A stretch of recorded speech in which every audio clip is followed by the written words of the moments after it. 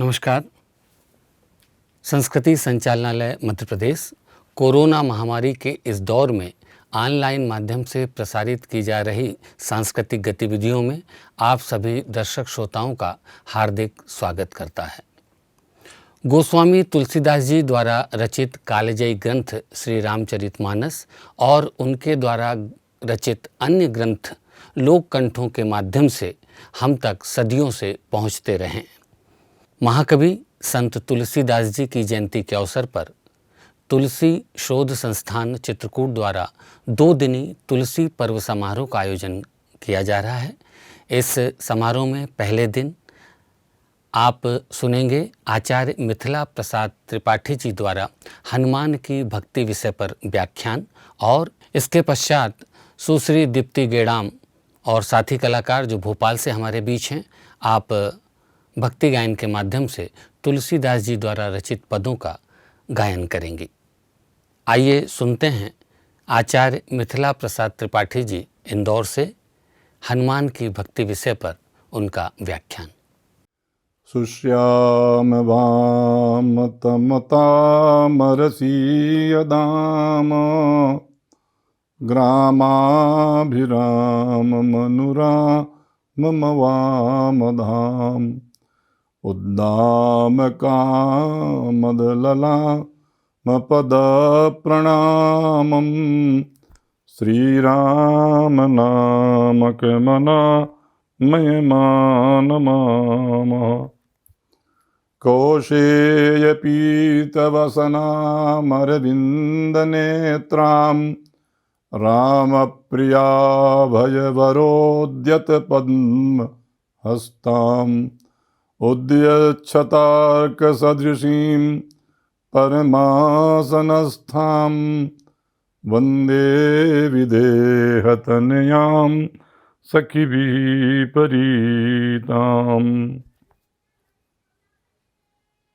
उद्यद्दिनेशकररञ्जितकुञ्जवक्त्रं पिङ्गारुडाब्जलयदुं नयनाभिरामं सौवर्णवर्णवसनं रसनादिभूषं भक्तेषु कामदतरुं वजवायुषूनुम्। राम कथा कहते ही सीता और राम का बोध जितना अधिक होता है, उससे भी कहीं लोकातिशायी चरित्र हनुमान का है। ऐसा लगता है कि राम की कथा प्रारंभ होने के प्रसंग पर हनुमान का जो प्रवेश होता है वह रामायण आदि ग्रंथों की राम कथा में हनुमान का प्रवेश पृथक ढंग से होता है, लेकिन तुलसी के मानस में हनुमान का जो प्रवेश होता है उसका स्थान और उसका स्वरूप पृथक ही है। तुलसी को सबसे पहले हनुमान के ही दर्शन होते हैं और हनुमान जी के कारण ही राम और लक्ष्मण का दर्शन तुलसीदास जी को चित्रकूट में हुआ था। इसलिए सर्वप्रथम हनुमान जी के प्रति तुलसी के मन में जो भावना है, आराध्य उनके राम जी हैं और उपासना के संहिता ग्रंथों में तो राम जी ने जब उनसे पूछा हनुमान से कि तुम कौन हो, तो उन्होंने यही कहा है कि देह की दृष्टि से तो देह दृष्टिया तो दासो हम, देह के दृष्टि से तो मैं आपका दास हूँ, लेकिन तत्व की दृष्टि से तो मैं त्वमेवा हम, आपका अंश भी हूँ और स्वयं आप ही हूँ। अर्थात भक्त और भगवान का जो सायुज्य है, जो एकात्म है, इसका निरूपण भगवान ने, तुलसीदास जी ने हनुमान के साथ राम जी का कराया है। रामचरितमानस और तुलसीदास जी के अन्यान्य ग्रंथों में जो हनुमान का चरित्र वर्णन हुआ है वो रामदूत का वर्णन हुआ हो अतुलित बलधाम का वर्णन हुआ हो, उनके स्वरूप का और उनके शक्ति का वर्णन हुआ हो, लेकिन सब में भक्ति की प्रधानता है, भक्ति की ही प्रवणता है। और भक्त में कितनी शक्ति हो सकती है आराध्य के कारण, यह हनुमान का पूरा चरित्र बताता है। यह राम कथा जीवन की हर पर घटती हुई राम कथा है। इस कथा में, इस जीवन में अगर हनुमान आते हैं तभी राम जी की सिद्धि होती है। संतों ने तो ये तक कहा है कि जब तुलसीदास जी ने रामचरितमानस की रचना प्रारंभ की तो 2 ऐसे स्थल आते हैं जहां उनकी लेखनी रुक गई।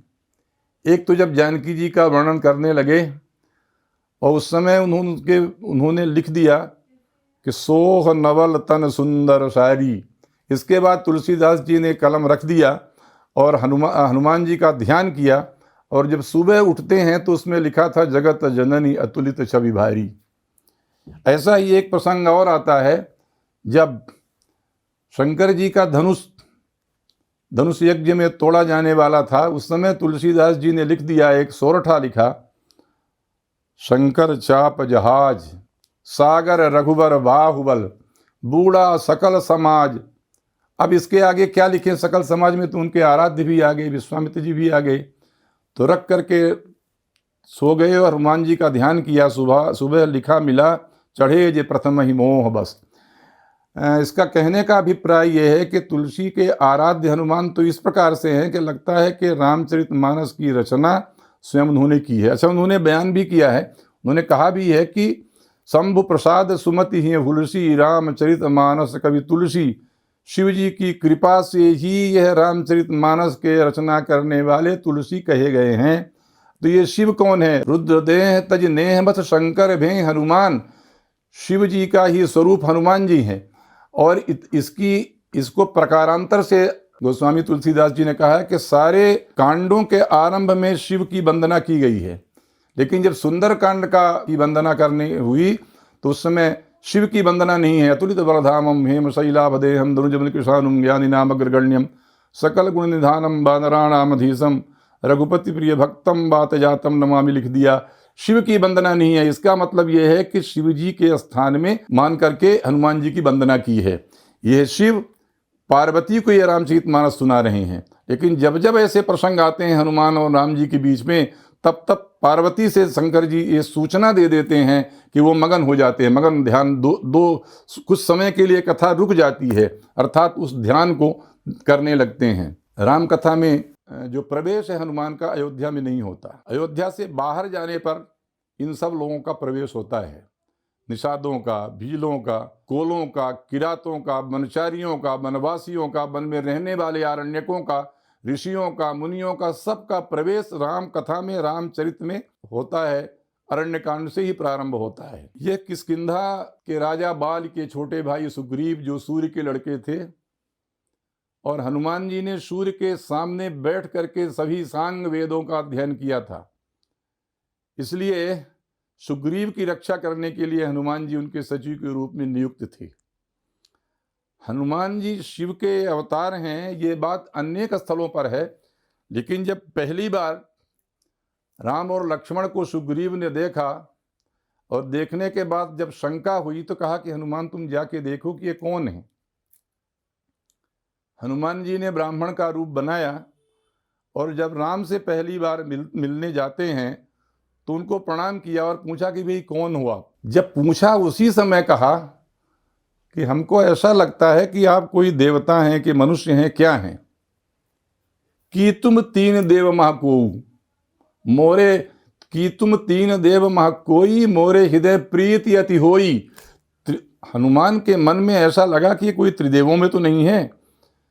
राम जी ने क्षत्रिय का वेश धारण कर लिया था। उन्हें पूछा भी कि क्षत्रिय रूप धरे, क्षत्रिय रूप का धारण करके कौन हो? इन्होंने भी, ये तो भगवान थे लेकिन क्षत्रिय बन करके आए थे संसार में। अब वो भी हनुमान जी शिव थे, लेकिन वो वानर का रूप धारण किए हुए थे। उस समय ब्राह्मण बने हुए थे, वस्तुतः वो वानर थे लेकिन ब्राह्मण बने हुए थे। दोनों का रूप असली नहीं था। मिलने के बाद राम जी ने परिचय दिया कि मैं तो दशरथ का लड़का हूँ और लक्ष्मण मेरे छोटे भाई हैं, सीता का हरण हो गया इसलिए मैं उसकी खोज करता हुआ घूम रहा हूँ। यहाँ तुलसी ने एक चौपाई लिखी है कि प्रभु पहचानी पर्यो गही चरणा। भगवान को पहचान लिया। ये पहचानना कैसे हो गया भाई? इसका मतलब कि जन्म जन्मांतर का संबंध है राम और शिव का। तो शिव और हनुमान, जब जब राम जन्म होता है, जब जब राम कथा होती है, जब जब राम अवतार होता है, तब तब सीता होती हैं, तब तब लक्ष्मण होते हैं, तब तब हनुमान भी होते हैं। हनुमान ने जब पहचान लिया कि ये हमारे आराध्य हैं, भगवान राम हैं, तब उनके चरणों में लिपट गए और भगवान, उन्होंने पहचान लिया राम जी ने, तो उनको उठा करके गले से लगा दिया। पूरा प्रसंग है, सारी चौपाइयों को सुनाने से समय अधिक जाएगा। तो उस समय उन्होंने हनुमान जी को गले से लगा लिया। गले प्रभु कपि उठाए प्रभु हृदय लगावा, उनको हृदय से लगा लिया। और इसके बाद एक दूसरे से पूछताछ हुई कि भाई आप ऐसे कैसे बता नहीं रहे हो? तुमने कहा ठीक है, मैं तो माया बस फूलों भिलाना, मैं तो माया में ग्रस्त हूँ इसलिए घूम रहा हूँ, लेकिन महाराज आपने क्यों हमको भुला दिया? दोनों हनुमान जी ने अपने कंधे में रख करके सुग्रीव के पास गए। ये कथा सबको मालूम है। हनुमान जी के कारण राम और सुग्रीव की मैत्री हुई। सूर्य वंश के राम और सूर्य के ही पुत्र सुग्रीव थे, दोनों की मैत्री कराई। हनुमान जी ने दुनिया को यह संदेश दिया कि अग्नि ही सर्वाधिक साक्षी है। जीवन में अगर अग्नि नहीं होगी, तापक्रम नहीं होगा, तो व्यक्ति जीवित नहीं रहेगा। और बाहर की वस्तुओं को पचाने के लिए भी अग्नि की जरूरत है। सूर्य में सर्वाधिक प्रभावी अग्नि तत्व है, इसलिए अग्नि की साक्षी देकर के ही सुग्रीव और राम की मित्रता हुई। इसके बाद के जो प्रसंग हैं वो भी हनुमान के बिना यह राम कथा आगे नहीं चलती है। सुग्रीव की मैत्री और सुग्रीव के बाद, मैत्री के बाद में चातुर्मास का विश्राम ऋषिमुख पर्वत पर, और इसके बाद जब सीता के अन्वेषण का कार्य प्रारंभ हुआ, सभी को, सुग्रीव तो बाल के भय से सारे दिगंत में घूम चुके थे, इसलिए उनको सबका ज्ञान था। लेकिन जब सब बांदरों को विदा करने लगे सारी दिशाओं के लिए, सबसे पीछे बैठे थे। भक्त का यह स्वरूप होता है, भक्त का यह विश्वास होता है कि वह कभी आगे आगे नहीं चलता, क्योंकि वह तो ईश्वर की इच्छा के अनुसार चलता है। दास जो होता है, शरणागत जो होता है, ईश्वर की इच्छा पर आश्रित होता है। और इसलिए हनुमान पाछे पवन तनय सिरनावा, बाद में जाकर के भगवान को प्रणाम किया। दक्षिण की दिशा की ओर जो जाने वाला था दल, उसमें हनुमान भी एक थे। जान काज प्रभु निकट बुलावा, राम जी ने बुलाया और उनको हाथ से उतार करके मुद्रिका दिया और कहा, कही बल बिरह बेग तुम आए हो। सीता से अपना बल, अपनी शक्ति बताना और हमारा बिरह बताना, दो ही संदेश दिया था। ऐसा कह करके हनुमान जी ने उनके परसा आशीष सरूर प्राणी, उनके हाथ में, सिर पे हाथ रखा। इसका मतलब ये कि भगवान का जो हाथ है वो तो मेटति पाप ताप छ माया, पाप को भी, ताप को भी और माया को भी नष्ट करने वाला भगवान का कृपा हस्त होता है, करुणा हस्त होता है। हनुमान जी के सिर पर हाथ रख करके लंका में जाने के समय जो पाप होगा, जो ताप होगा, जो माया होगी, तीनों से दूर कर दिया हनुमान जी को। उनकी पाकर के, इच्छा पाकर के, आशीर्वाद पाकर के जब चले तो भी हनुमान जी को तो दिया था उन्होंने मुद्रिका, लेकिन उनको वास नहीं था। तमाम समस्याएं आई और एक कोई अप्सरा मिली जिसने कहा आंख मूंद लो और ये विवर अर्थात जिस गुफा में हो यहाँ से चले जाओगे, सीता तुमको मिल जाएंगी। सबने आंख मूंद लिया और जब देखते हैं तो समुद्र के किनारे आ गए हैं। लेकिन मुझे ऐसा लगता है कि सब सभा में ये प्रसंग चल रहा था कि जो समुद्र का लंघन करेगा, वहाँ एक पक्षी मिलता है संपाति, उसने सब कथा सुना दी कि मैं देख रहा हूँ अशोक वाटिका में सीता बैठी हुई हैं और तुम लोगों की दृष्टि नहीं है, इसलिए तुम जाओ, सीता को वहाँ रावण ले गया है, वहाँ अशोक वाटिका में मिल जाएंगी तुमको। ये सारा प्रसंग हुआ। लेकिन ये होता ये है कि सब अपनी अपनी ताकत बता रहे हैं, हनुमान जी चुपचाप बैठे हैं। मुझे ऐसा लगता है कि जब कहा था कि मोदहु नयन आँख मूद लो बिबरत याहू पहियहु सीत जन पछताहू, हनुमान जी ने जब आँख मूदा, सोचा आँख मूदने से क्या होता है, तो अपने भगवान के ध्यान में लग गए। ये टीकाकारों ने लिखा नहीं है, पर मुझे ऐसा लगता है कि ये प्रसंग हो सकता है। और हनुमान जी चूंकि भगवान के ध्यान में थे, इसलिए उनको कोई प्रसंग नहीं मालूम है, नहीं तो मंदिर मंदिर प्रतिकर सौदा क्यों करते। लंका में जाकर के प्रत्येक मंदिर में उन्होंने ढूंढा। सीता जी को जब बता दिया संपाति ने कि अशोक वाटिका में, सीधे अशोक वाटिका में जाना चाहिए था। तो यह हनुमान अपने आराध्य की उपासना में लगे थे। और जाम्बवंत ने जब कहा अंत में कि कहै रीछपति सुनु हनुमाना, का चुप साध रहो बलवाना। जाम्बवान ने कहा कि तुम चुपचाप क्यों हो भाई, तुम तो बड़ी बलवान हो। पवन तनय बल पवन समाना, बुद्धि विवेक विज्ञान निधाना। इसके बाद कहा कि भाई कवन सो काज कठिन जग माही, जो नहीं हो तात तुम पाही। दुनिया में कौन सा ऐसा काम है हे हनुमान जो तुम नहीं कर सकते हो। इतने पर भी उनको होश नहीं आया। बड़ी प्रशंसा किया, बल की, बुद्धि की, विवेक की, और अपने उनके पिताजी की का नाम लिया कि आप ऐसे पवन के पुत्र हो, उनके वो बलशाली हैं, उनके समान ही आपका। ये सब सुनते हुए भक्त को कोई फर्क नहीं पड़ता। ये भी कहा कि कौन दुनिया का काम तुम नहीं कर सकते हो, तो भी भक्त को कोई असर नहीं पड़ा। जब कहते हैं कि राम काज लगी तब अवतारा, जब कहा कि तुम तो पैदा ही इसलिए हुए भाई, तुम तो अवतार लिए हो, शिव बनकर, शिव के रूप में न रह करके हनुमान के रूप में आए हो। क्यों भाई? क्योंकि राम का काम तुम्हें करना है। जैसे ही सुना भक्त ने कि भगवान के हमारे आराध्य के काम के लिए कह रहे हैं, सुनतहि भयउ पर्वताकारा। अब फिर स्वरूप हनुमान जी का वर्णन करते हैं। प्रायः अनेक जगहों में हनुमान जी का रूप वर्णन नहीं किया है, लेकिन जब हनुमान कथा प्रारंभ होती है तो उनके स्वरूप का वर्णन किया है।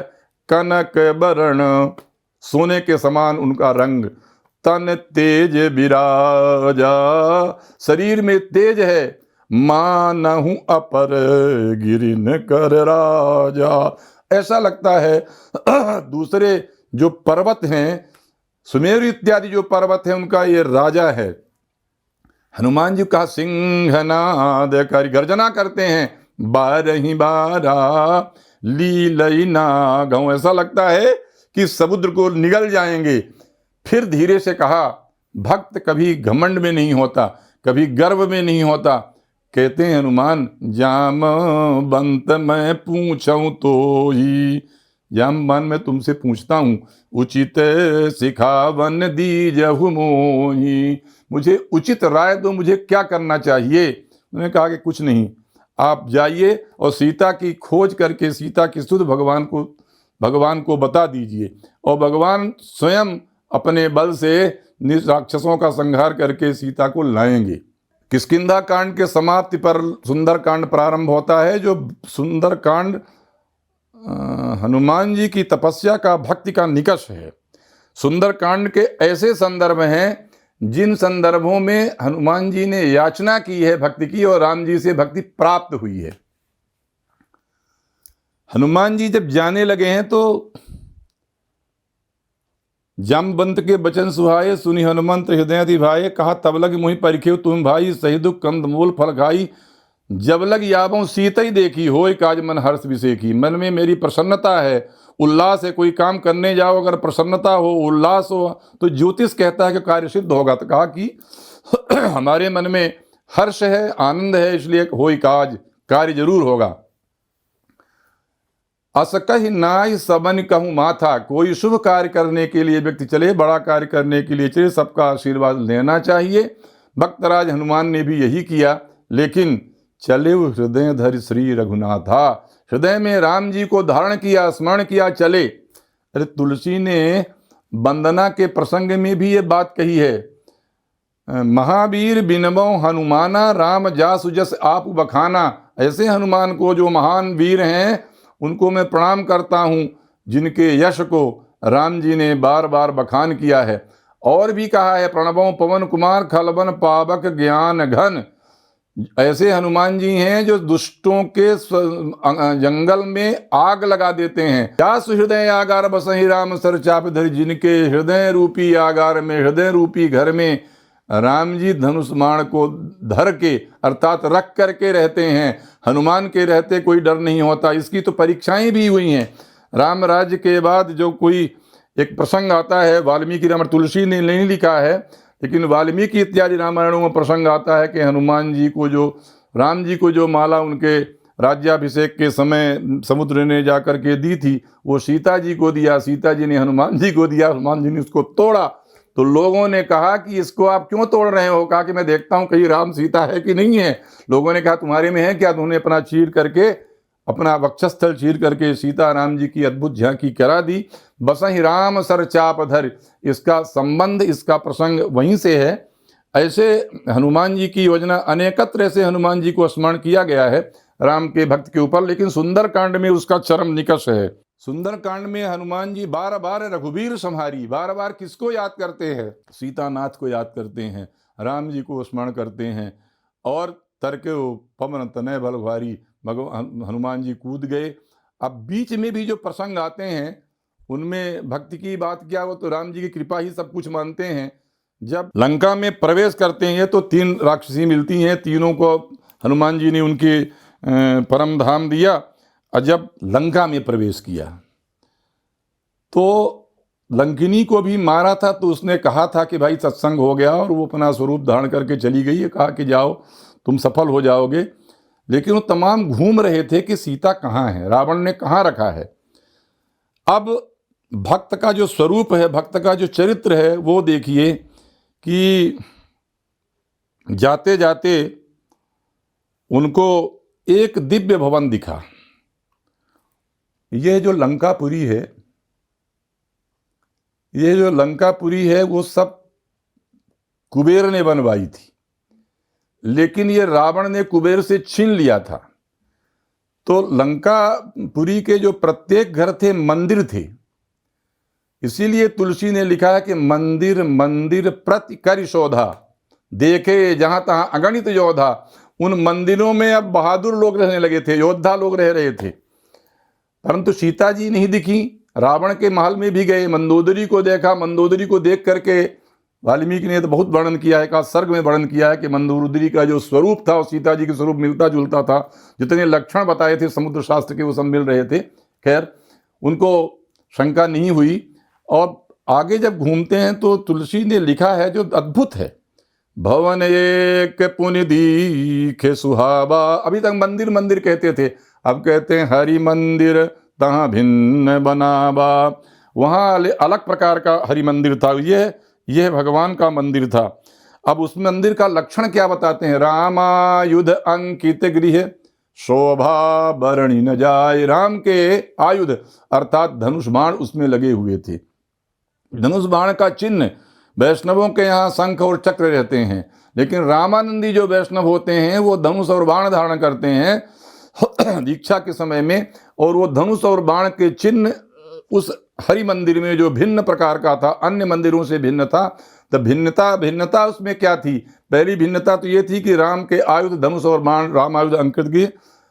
नव तुलसी का वृंदता देखिए रस कविराय, और तुलसी के पेड़ लगे हुए थे वहां। वाल्मीकि में भी तदस्रम तस्य वीर्य से स्वर्ग मार्ग प्रभावनम, वहां भी वाल्मीकि रामायण का एक जो श्लोक है, सकृदेव प्रपन्नाय तवास्मित चयाचते अभयम सर्वभूतेभ्यो ददामि तत् व्रतंगिमम्।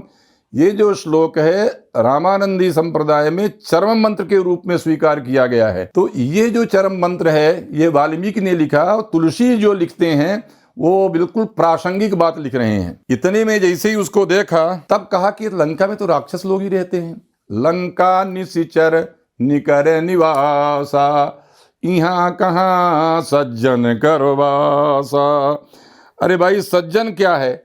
अब रामचरितमानस में सज्जन ढूंढो तो तुलसी ने यहाँ व्याख्या की है, राम राम तेहि सुमिरन कीन्हा। जो व्यक्ति अंदर था उस कुटी में, जो उस हरि मंदिर में था, उसने राम राम कहा। तो हृदय हरस कपि सज्जन ची, जहाँ राम राम लिखा हो, जहाँ राम जी के धनुष बाण के चित्र बने हों, के अंकित किए गए हों, जहाँ तुलसी की वाटिका हो, वहाँ ऐसा लगता है कोई सज्जन रह रहा है। परंतु सज्जनता की परीक्षा क्या है? कहा राम राम जो कहेगा तो रामो राम ते ही सुमिरन की। तब तुलसी लिखते हैं कि ये सज्जन है। तो जब सज्जन होगा तो सज्जन से दोस्ती सज्जन ही करता है। यही सन हठी करी हो पहचानी। अभी तक किसी से पहचान हनुमान जी ने नहीं बताई। अनेक रूप छोटे मोटे बदलते रहे और सबको देखते रहे, लेकिन कहा कि हट करके इससे मैं मित्रता करूंगा, कि पहचान करूंगा। साधु ते हो न कारजहानी। उन दिनों की संस्कृत में ब्राह्मण को अवध्य माना जाता था, ब्राह्मण को मारा नहीं जाता था, वध नहीं किया जाता था। इसलिए सबसे सुगम यही होता था कि ब्राह्मण का रूप धारण कर लेते थे।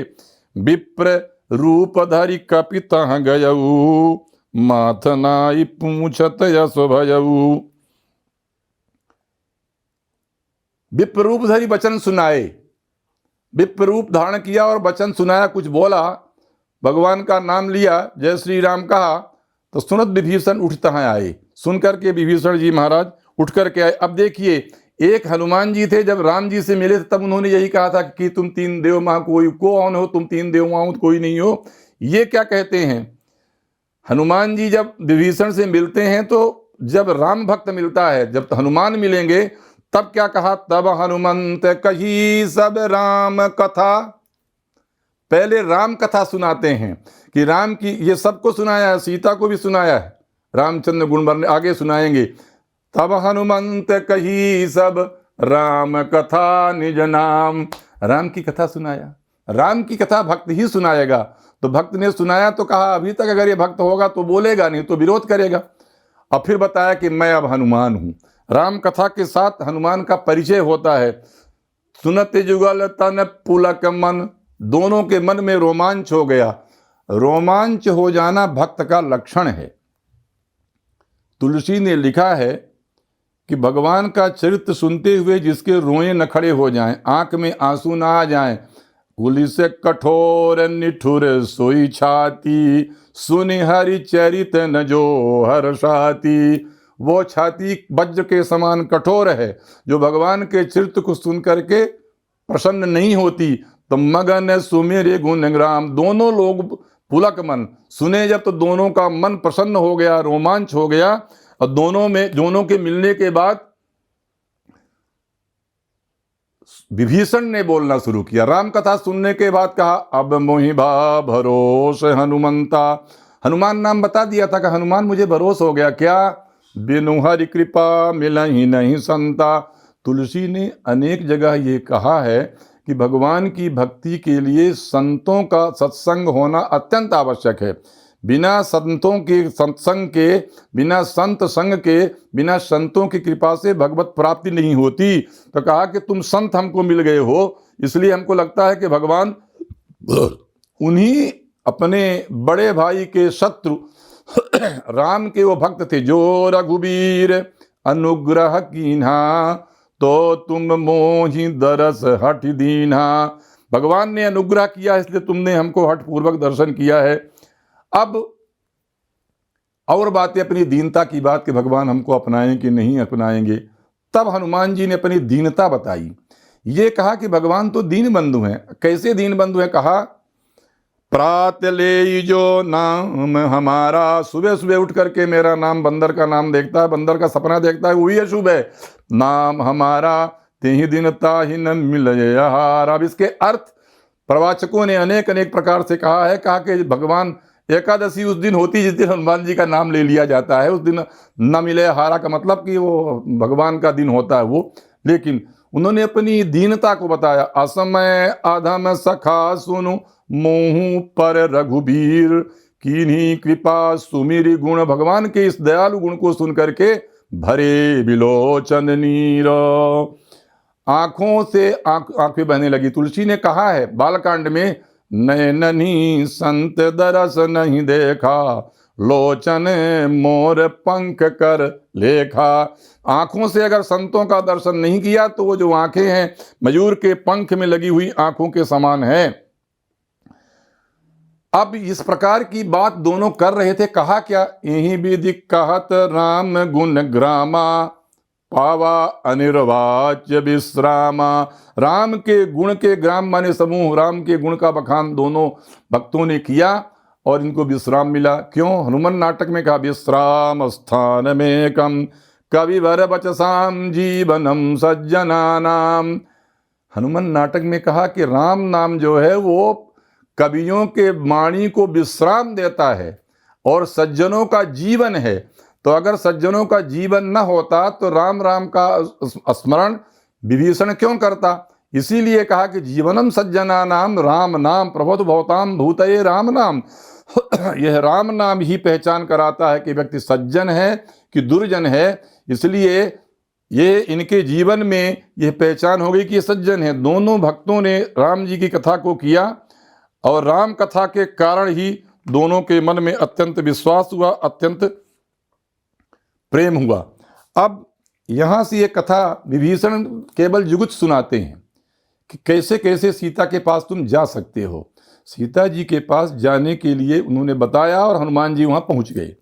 देखा कि उसी समय रावण आया हुआ है और सीता का वह दुख देख करके हलवाल बहुत दुखित हुए। पेड़ में चढ़े हुए हनुमान और सीता और रावण के बीच का जो संवाद था उसको देखा। उसको देखने के बाद जब चला गया तो सीता अनेक प्रकार के दुखों का प्राकट्य कर रही थी, राक्षसियों से घिरी हुई। सीता मन विचार कर नाना। सीता सोचती थी कि मैं मरूं कि जीऊं, आत्महत्या कर लूं क्या, कैसे क्या करूं, यहाँ कैसे जीवन रहेगा। मधुर वचन बोले हनुमाना। तब हनुमान ने वचन बोला, अब बानर ने नहीं बोला है और न मशक समान रूप कविधरी बोला है, हनुमान जी ने बोला है। और बोलेंगे तो अगर सीता के सामने क्या बोलेगा? भक्त के पास होता क्या है? भक्त के पास भगवान के अलावा कुछ नहीं होता। वही कथा जो विभीषण को सुनाई, रामचंद्र गुण बर नहीं लागा। भगवान की कथा जो होती है दुखी संसार का जो होता है उसके दुख को दूर करने वाली है।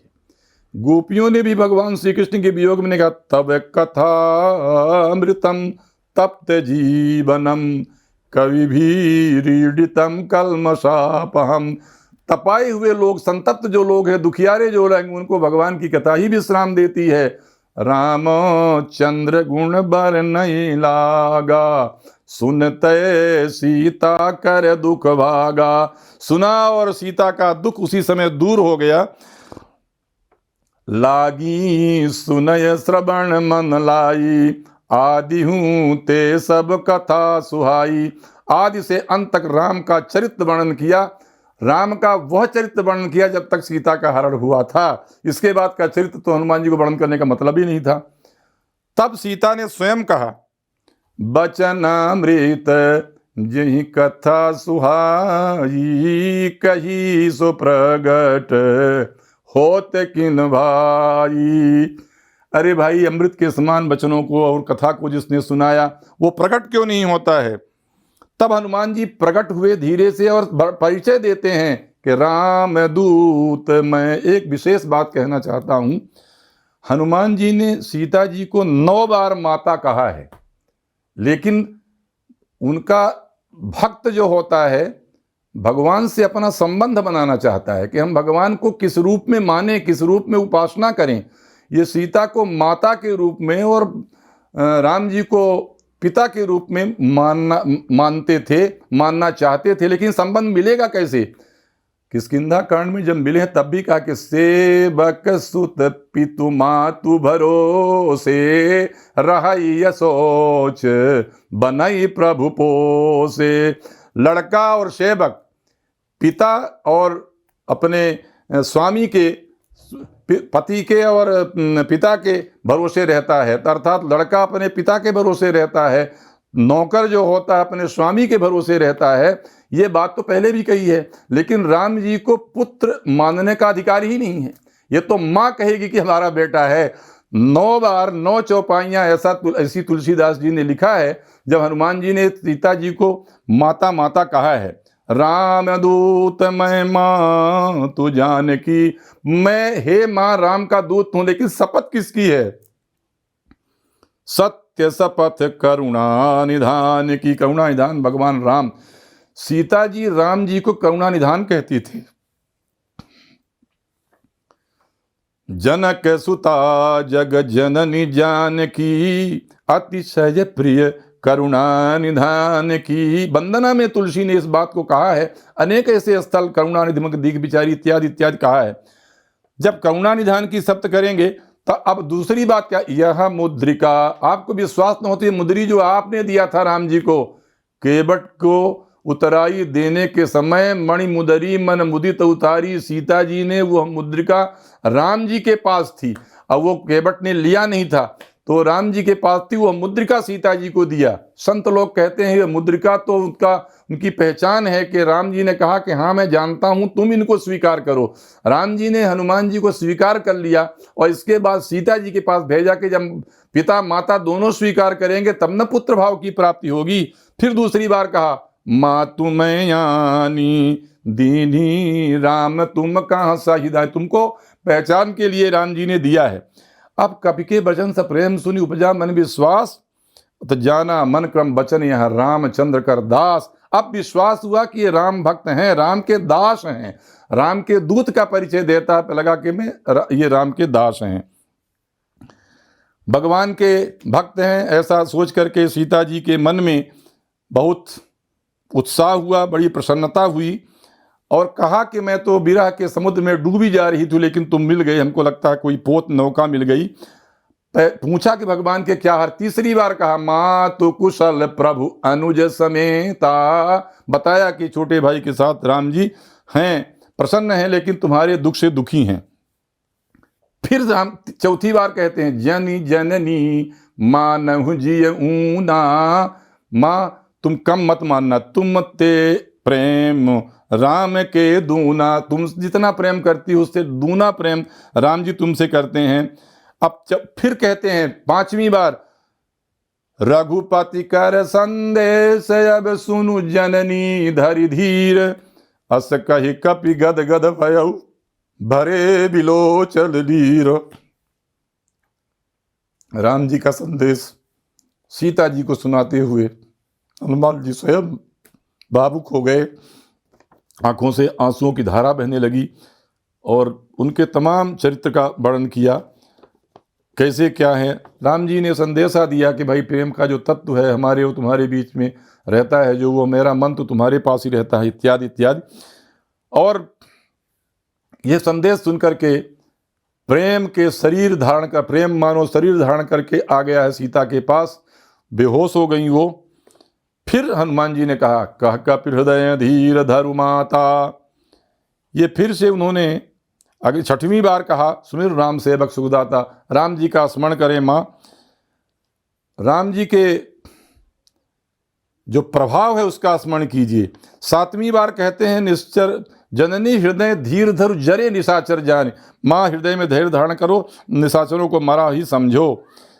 फिर कहते हैं अब ही माँ तुम्हें जाय लवाई, लंका का कहते हैं कि अगर राम को याद होती आपकी ना तो आपको तत्काल वो ले जाते, उनको आपकी सुधि नहीं है, आपकी खोज नहीं है, उनको कहाँ हैं आप, नहीं तो ले जाते। उन्होंने कहा माँ मैं तो आपको ले जाता, लेकिन राम जी का आदेश है कि बल और विरह दो ही चीज कह करके आना और कुछ नहीं। और अंतिम नौवीं बार कहते कछुक दिवस जननी धरु धीरा, कपिन सहित अई हैं रघुबीरा, राक्षसों को मारेंगे तुमको ले जाएंगे। माता जी से हनुमान जी ने आदेश मांगा। उनकी बात को सुनकर के सीता जी को संतोष हुआ। और तुलसी लिखते हैं कि हनुमान जी ने जो बात कही उसमें तीन चीजें थी, भगति प्रताप तेज बल। भक्ति का प्रताप था, भक्ति थी, भगवान का प्रताप था, तेज था और बल पुरुषार्थ की बात भी कही, तब आशीष दे दी हैं। अब ये बात ध्यान देने योग्य है और सारे जो संत समाज हैं, तत्वानुवेशी लोग हैं, जो हनुमान जी के भक्त हैं, हनुमान और राम जी के बीच में संबंध को जानना चाहते हैं, वो इनका बड़े ध्यान से स्मरण करते हैं। सीता जी ने क्या कहा हनुमान को, आशीष दीनी, शर्त क्या है, राम प्रिय जाना। क्या कहते हैं, हो हुतात बल शील निधाना, बलवान तो हो लेकिन चरित्र ना हो तो ऐसे बलवान तो संसार में विक्षेप कर देगा, तांडव कर देगा। कहा बल हो मगर शील भी हो तुम्हारे साथ। अब जो उपदेश देती हैं, अजर अर्थात तुम जलो मत कभी, अमर कभी मरो मत, अजर अमर पर न मरे न जले, मगर गुण न हो तो किस काम का, कहा गुण निधि। अब कहती हैं सुत हो पुत्र, अजर अमर हो जाओ, गुणों की खान हो जाओ। अगली बात कहती हैं कि पिताजी का बड़ा छोह, बड़ा स्नेह तुमको मिले, कह रहा हूं बहुत रघुनायक छोहू, भगवान कृपा करें। ऐसा सुन करके निर्भर प्रेम मगन हनुमाना, ये जो निर्भर प्रेम है, ये निर्भरा भक्ति है, ये हनुमान जी के पास थी और किसी के पास नहीं थी। तुलसीदास जी के रामचरितमानस के सुंदर कांड में के प्रारंभ में भी निर्भरा भक्ति की ही प्रार्थना की गई है। और इसके सीता जी के आशीर्वाद के समय राम जी को ये निर्भरा भक्ति प्राप्त हुई। बारंबार प्रणाम किया, और जब माँ ने कह दिया कि तुम बेटा हो, तब कहते सुनो मात मुझे से भूखा, मुझे भूख लगी है, खाने को चाहिए। तो कहा कि बहुत पहलवान लोग रहते हैं, बड़े यहाँ तो मल्ल लोग रहते हैं, बड़े बहादुर लोग रहते हैं। कहा इनकर भय माता मुझे नहीं, आप तो आशीर्वाद दो, इनकी मुझे कोई भी किसी भी प्रकार का भय नहीं है। हनुमान जी जाते हैं, लंका का विध्वंस करते हैं, रावण के लड़के को भी मारते हैं, राम जी के प्रताप से ये सब कुछ करते हैं। रावण के सभा में मेघनाथ पकड़ के इनको ले गया, वहां राम जी के जो स्वरूप का वर्णन करते हैं वो विराट स्वरूप है। रावण को समझाया कि रावण तेरी बुद्धि भ्रष्ट न हो जाए, तुम राम जी का स्मरण करो, उनकी भक्ति करो, भगवान दयानिधि हैं, तुम जाओगे शरण में तो तुम्हारे ऊपर कृपा करेंगे। बताया कि खर दूषण तीसरा को मार, सारा चरित्र बताया, और ये भी कहा कि जिनके बल से तुम इस संसार को जीत चुके हो, जिनकी औरत को तुम चुरा के लाओ हो, वही हैं। और उदाहरण भी दिया उनको अनेक प्रकार का, और कहा कि विनती करो जोर कर रावण भक्त, एक शत्रु से प्रार्थना कर रहा है, विनती करो जोर कर रावण सुनो, मान तज मोर शिखावन, देखूं तुम निज कुलहि विचारी, ब्रह्म तज भजहु भगत भय हारी। भगवान का भजन करो, भगवान की सेवा करो, और भगवान की सेवा करने से ही तुमको फल मिलेगा। तासो बैर कबहु नहीं कीजे, मोरे कहे जानकी दीन, प्रणतपाद रघुनायक करुणा सिंधु खरारी, गए शरण प्रभु राखी हैं, तब तुम्हारे सारे अपराध को भुला करके करेंगे। और अंत में कहा राम चरण पंकज उर्धरहु, राम जी के चरण कमलों को हृदय में धारण करो, लंका का अचल राज्य करो, तुम्हें कोई कुछ नहीं कर सकता है। हनुमान जी इस प्रकार के भक्त थे। कहते हैं कि रामानंद संप्रदाय की जो परंपरा है उसमें राम जी का मंत्र सीता जी को, सीता जी के बाद हनुमान ही उसके पहले आचार्य हैं, जिन्होंने सबको दीक्षा दी। तो देखो विभीषण को भी शिक्षा दिया उन्होंने, अरे सीता जी को भी राम कथा सुनाई उन्होंने, सीता जी से आशीर्वाद लिया, अपने अपेक्षित आशीर्वाद प्राप्त किया। और इसके बाद इस रावण को भी, जो तमाम शास्त्रों में पारंगत था, उसको भी कहते हैं कि राम नाम बिन गिरा न सोहा, देख विचार त्याग मद मोहा। राम विमुख तुम्हारी संपत्ति इस प्रकार से पाई कौड़ी के भाव चली जा रही है। इस प्रकार का रावण को भी उपदेश हनुमान जी ने दिया। ये भी कहा कि विमुख राम त्राता नहीं कोपी, राम के विमुख हो जाने पर कोई तुम्हारी रक्षा नहीं कर सकता है। ये भी कहा कि हजारों शंकर हजारों विष्णु कोई तुम्हारी रक्षा नहीं करेंगे, इसलिए भजहु राम रघुनायक ही, राम जी को भजन करो, कृपा सिंधु भगवान वही हैं। यद्यपि हनुमान जी ने भक्ति विवेक विरति नय 4 चीज थी उसमें, भक्ति भी थी, विवेक भी था, वैराग्य भी था और नीति भी थी। बिना भक्ति के हनुमान जी का कोई वाक्य होता ही नहीं था, वो परम भक्त थे। इसलिए उन्होंने कहा कि भाई उसको शिक्षा दी, उसने कहा उल्टा होगी तुम्हारी, मतिभ्रम तोर प्रकट में जाना, कहा हनुमान जी कहते हैं उल्टा होगा, और लंका को जराया। वाल्मीकि रामायण के जब लंका दाह करने गए तो बहुत, तुलसी ने तो उनके भक्ति की बातें तो यहाँ पर नहीं की है, उलट पलट लंका सब जारी इत्यादि किया है उन्होंने, राम जी का स्मरण करके और लंका जला दिया है। लेकिन वाल्मीकि ने इस विषय को बहुत अच्छी तरह से लिखा है। हनुमान जी जब लंका जला रहे थे उस समय दासो हम कौशलेन्द्रस्य रामो रामस्याकृष्ट कर्मणः, मैं राम जी का दास हूँ। निहंता शत्रु सैन्यानाम दासो हम कौशलेन्द्रस्य रामस्याकृष्ट कर्मणः, हनुमान शत्रु सैन्यानाम निहंता मारुतात्मजा, मेरा नाम हनुमान है, शत्रुओं की सेना को मैं मारने वाला हूँ, मैं मारुत, मेरे पिता का नाम मारुत है। निहंता मारुतात्मजा, कहते हैं हृदयित्वा पुरीं लंकाम, लंकापुरी को नष्ट भ्रष्ट कर दूंगा और सारे समिद्धार्थो गमिष्यामि मिष्टाम सर्वरक्षसाम मर्दयित्वा च राक्षसान, राक्षसों का मर्दन करके मैं समृद्धार्थ अपनी इच्छा को पूर्ण करके अपने लक्ष्य को पूरा करके मैं जाऊंगा। न रावण सहस्त्रम में युद्धे प्रतिबलम भवेत, 1000 रावण भी मुझे युद्ध में नहीं रोक सकता है। पादपैश्च सहस्रशैः शिलाभिश्च प्रहर्ता, मैं पत्थरों से प्रहार करूंगा, पेड़ों से प्रहार करूंगा, मेरा कोई कुछ नहीं कर सकता है। इस प्रकार के वाक्य को तमाम लंकापुरी में सुनाते हुए वो जा रहे थे। और ये अग्नि जो है, ये जो अग्नि जिसकी साक्षी देकर के सुग्रीव और राम की मित्रता कराई थी, वो अग्नि उनके पूंछ में लगी थी, लेकिन उनको नहीं जला सकी, विभीषण के कुटिया को नहीं जला सकी। क्यों? सीता जी कहती हैं, हाथ जोड़ कर कहती हैं, यद्यस्ति पति शुश्रूषा यद्यस्ति चरितम तपः, यदि मैंने अपने पति की सेवा की है, यदि मैंने तपस्या की है, यद्यस्ति चरितम तपः, यद्यस्ति एक पत्नीत्वम, यदि मैं एक पत्नी व्रत हमारा रहा हो, एक ही पति को हमने देखा होगा, तो शीतो भव हनुमता, हनुमान तुम ठंडे हो जाओ, शीतल रहो। हनुमान का कुछ नहीं हुआ, सारी लंका को जला दिया। कुछ प्रसंग ऐसा भी आता है कि हनुमान जी जब लंका जलाए, तुलसीदास ने नहीं लिखा है, हनुमान जी जब लंका जलाने लगे उस समय लंका जल नहीं रही थी, क्यों? सोने की लंका थी। तो एक भवन से दूसरे भवन में कूद कर जा रहे थे, एक कोठरी में पैर पड़ा और चरमरा के टूट गई, तो वहां से काला कलूटा आदमी निकला। तो उसने कहा कि मैं तुम्हारी तरफ देखूंगा नहीं। कहा तुम कौन हो? कहा मैं शनि हूं, रावण ने हमको अरेस्ट करके रखा था, मेरी नजर जहां पड़ती है वो आदमी भस्म हो जाता है। हनुमान ने कहा परेशानी क्या है? तो उसने कहा कि ये तो लंका जल नहीं रही, जला रहा हूं, इसको एक क्षण में जला दूंगा। और शनि की दृष्टि हुई और लंका जल गई। ये कथा भी लिखी हुई है शास्त्रों में, तुलसी ने इसका उल्लेख नहीं किया, परंतु ये जरूर कहा है कि वहां काल मर जा की इच्छा, सो राम जी की काल भी जो होता है, काल को भी राम जी मार सकते हैं, और हनुमान जी उनके दूत हैं, भक्त हैं, उनके लिए कोई कर नहीं सकता था कुछ। तो ये प्रकारांतर से कथा है। और उस समय शनि ने स्वयं कहा कि जो दक्षिणमुखी हनुमान जी की सेवा करेगा, उनकी परिक्रमा करेगा, उसको मेरी बाधा नहीं होगी। और 16 साल तक करके 16 साल की उम्र तक के लोगों को भी शनि की बाधा नहीं होगी, ऐसा भी शास्त्रांतरों में लिखा है। खैर, हनुमान जी, ये सब प्रसंग हुआ, लंका का विध्वंस हुआ, ये काम गौर था उनके लिए। फिर अपनी भक्ति भवानी सीता के पास गए और कहा कि मात मोहि दीजिए को चिन्हा।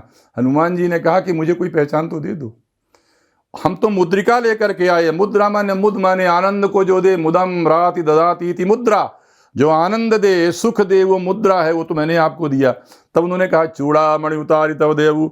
भगवान ने अपने हाथ में पहनने वाली अंगूठी जब हनुमान के द्वारा भेजवाया, तो किशोरी जी ने सोचा, सीता जी ने सोचा कि अब ये जो हाथ है, अंगूठी, भगवान का मानो हाथ हमारे सिर पर रहेगा, इसलिए अपने सिर से चूड़ामणि उतारी तब देवु, चूड़ामणि धारण किया था, उतार करके उनको दिया। हर्ष समेत पवन सुतलेऊ आए यहाँ।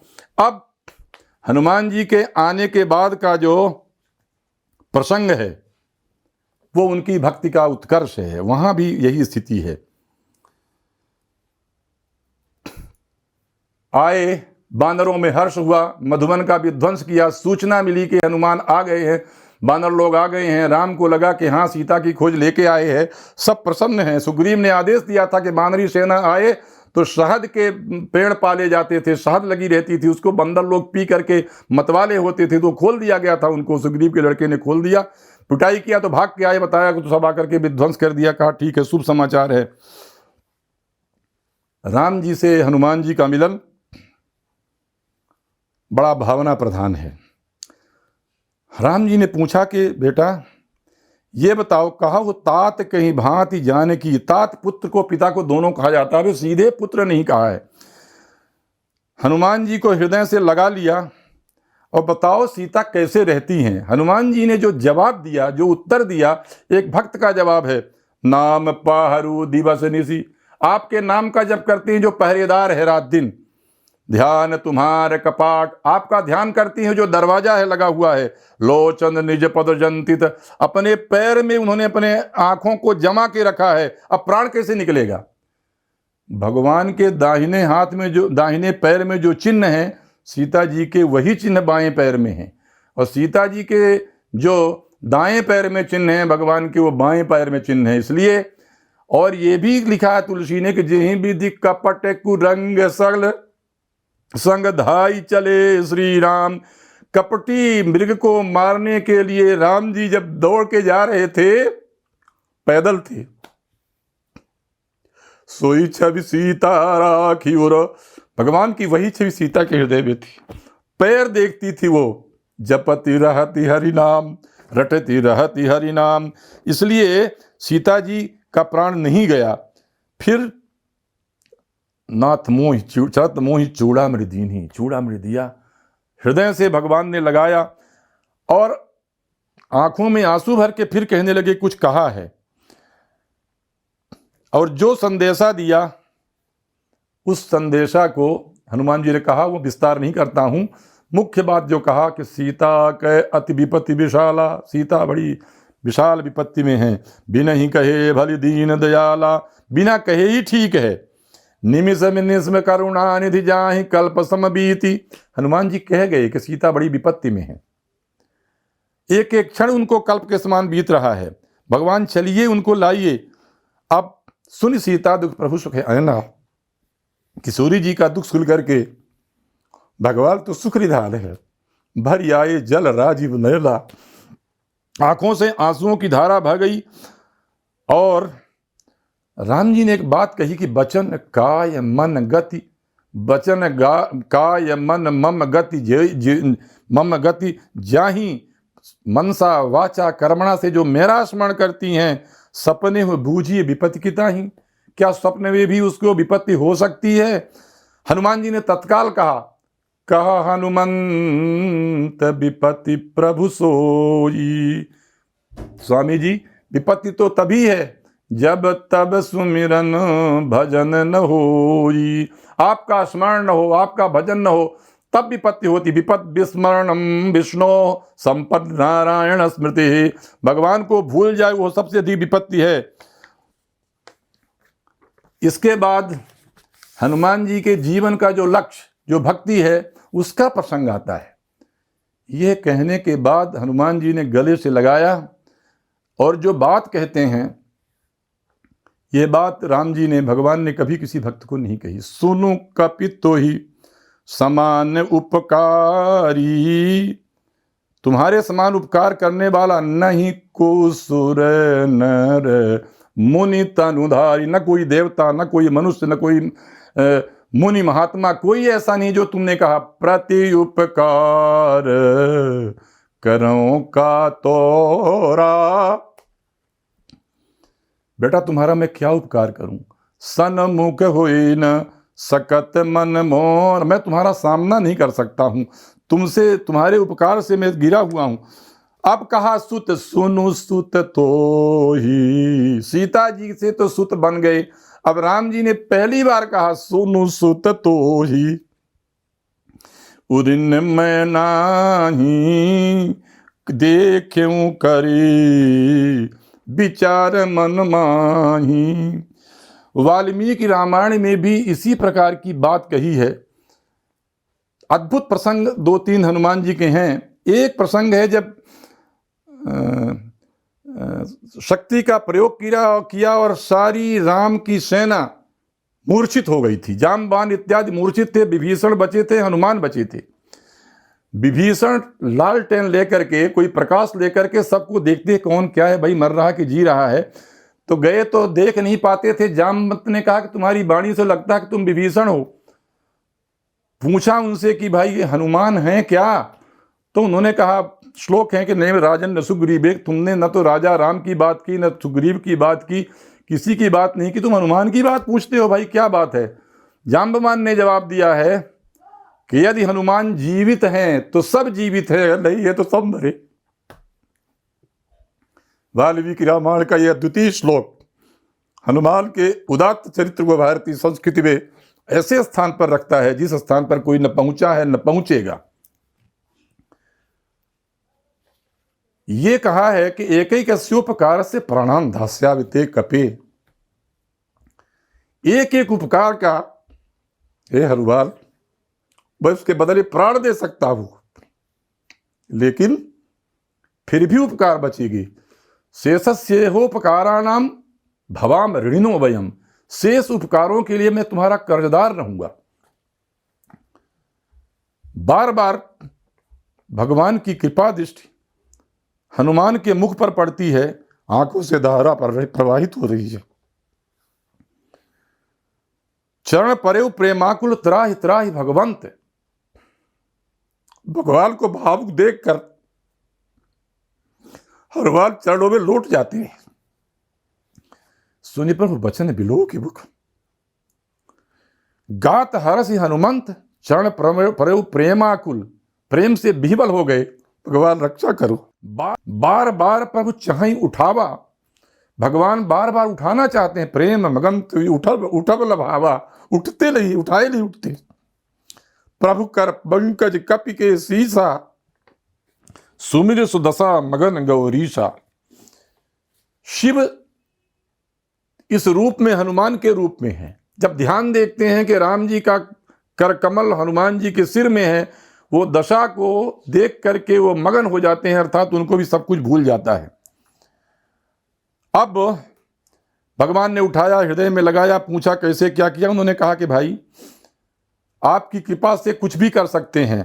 अब मुख्य बात जो मैं कहना चाहता हूं कि नाथ भगति, कहा कि भाई तुम्हारी क्या इच्छा है, जो तुम्हारी इच्छा हो मैं देने को तैयार हूं। नाथ भगति अति सुखदायनी, भगवान आपकी भक्ति अत्यंत सुखदायी है। देहु कृपा करी, हमको भक्ति दो। कैसी भक्ति दो? अनपायनी, निर्भर भक्ति तो मिल गई है। कहा ऐसी भक्ति दो जिसका अपाय न हो, कभी हमसे दूर न हो जाए ना।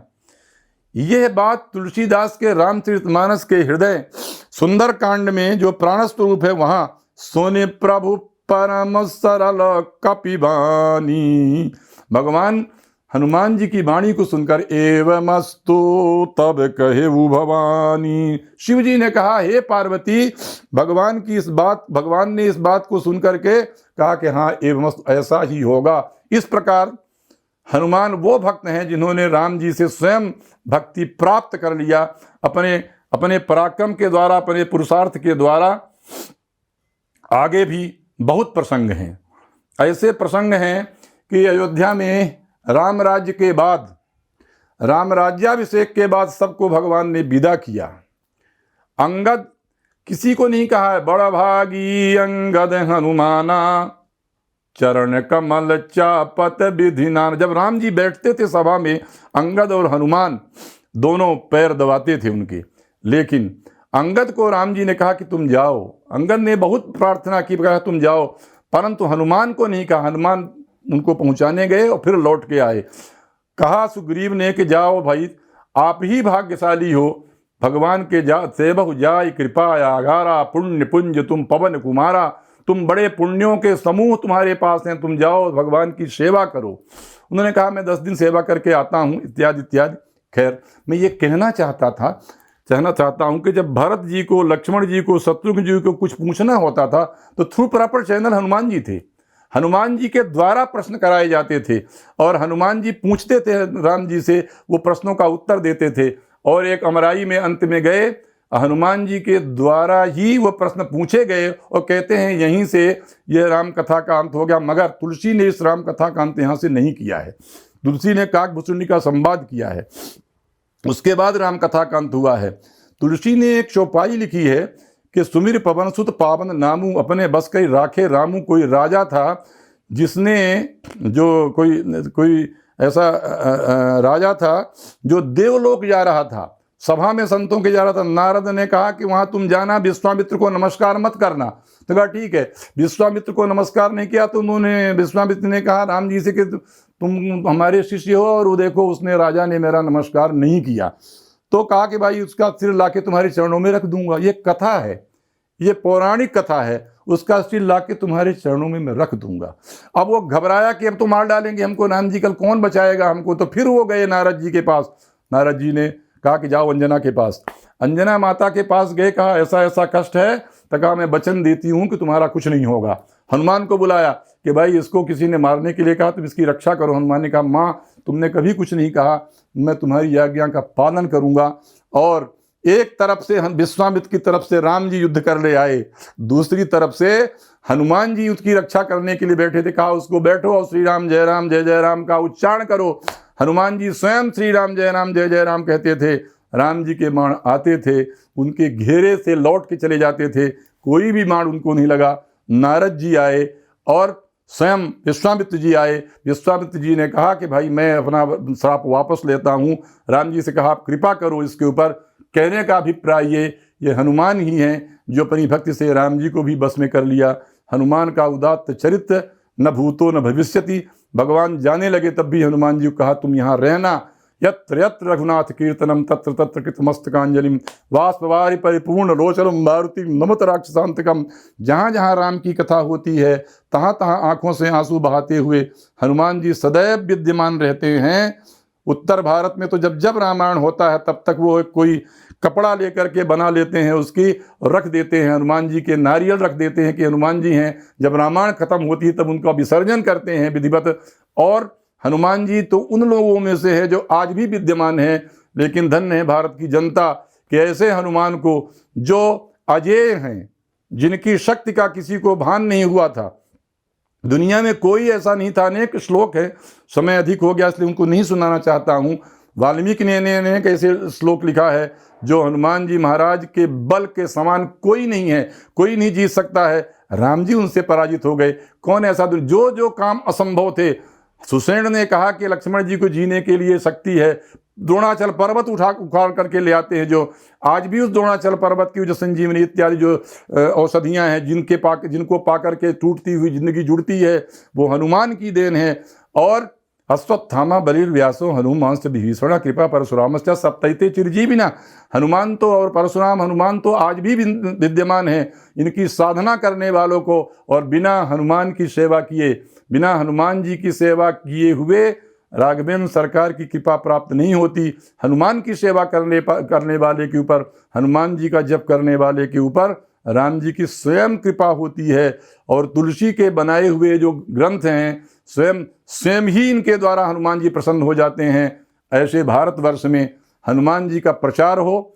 हनुमान जी के लिए हनुमान जी का वेश सदैव मल्लों का वेश रहता है, जो शत्रुओं का विनाश करने के लिए होते हैं। उनके हाथ में पर्वत जैसा भार भी हो तो भी उनके बल में कमी नहीं होती है। उनके पास राम के नाम की शक्ति है, उनके पास भक्ति की शक्ति है, जो बता दिया कि भक्त कुछ भी कर सकता है। सब कुछ जो करतुम अकर्तुम अन्यथा करतुम वाले जो हैं वो भक्त हैं। अब भक्त ही भगवान को पैदा करते हैं, भक्त ही पत्थर से भगवान को पैदा करते हैं, भक्त ही खंभे से भगवान को पैदा करते हैं। भक्त सर्वत्र अपनी प्रार्थनाओं के द्वारा भगवान को रखते हैं। भक्त ही भारतवर्ष को यह संदेश देता है, पशुओं में, पक्षियों में, पेड़ों में, पौधों में, नदियों में, तालाबों में, पर्वतों में, खाइयों में, मनुष्यों के अंदर भगवान विद्यमान है। ये केवल भक्त इसका प्रमाण देता है। और उसके प्रतीक हैं हनुमान। गोस्वामी तुलसीदास की जयंती के रूप में हनुमान जी के चरित्र कथन से तुलसीदास को अवश्य शांति मिलेगी।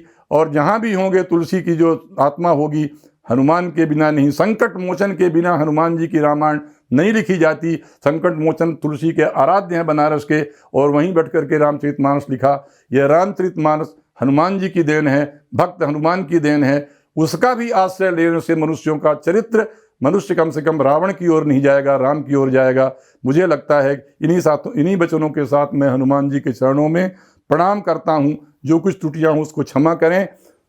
अभी आप सुन रहे थे आचार्य मिथिला प्रसाद त्रिपाठी जी से हनुमान की भक्ति विषय पर व्याख्यान। आइए अब चलते हैं उपशास्त्रीय गायन की ओर, जिसे प्रस्तुत कर रही हैं सुश्री दीप्ति गेड़ाम और साथी कलाकार जो भोपाल से हमारे बीच हैं।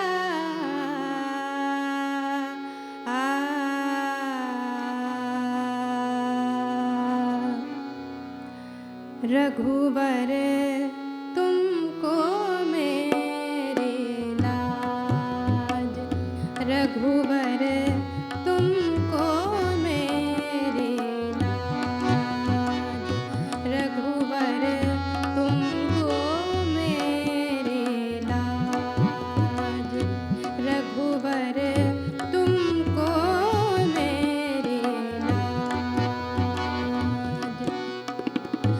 सदा सदा मैं शरण तिहारी, सदा सदा मैं शरण तिहारी, तुम बड़े गरीब नवाज, रघुवर तुम बड़े गरीब नवाज, रघुवर तुम बड़े गरीब नवाज, रघुवर तुमको मेरी लाज, रघुवर तुमको मेरी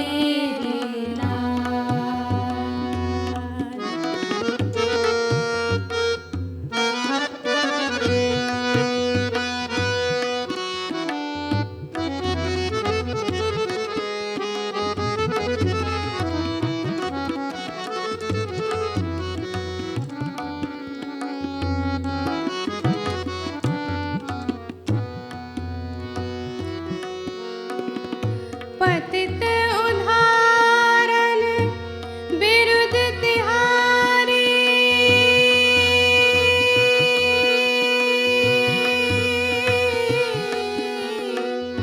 पतित उदाहरण बिरुद तिहारी, श्रवणन सुनी आवाज, रघुवर श्रवणन सुनी आवाज, रघुवर श्रवणन सुनी आवाज, रघुवर तुमको मेरी लाज, रघुवर तुमको मेरी लाज, रघुवर तुमको मेरी लाज।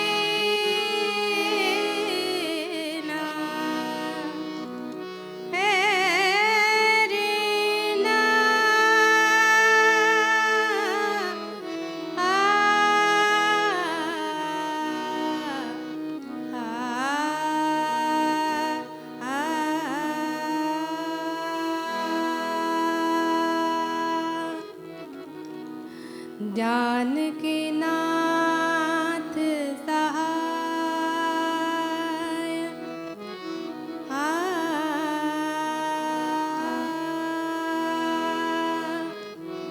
जानकी नाथ सहाय करे जब, जानकी नाथ सहाय करे जब, कौन बिगाड़े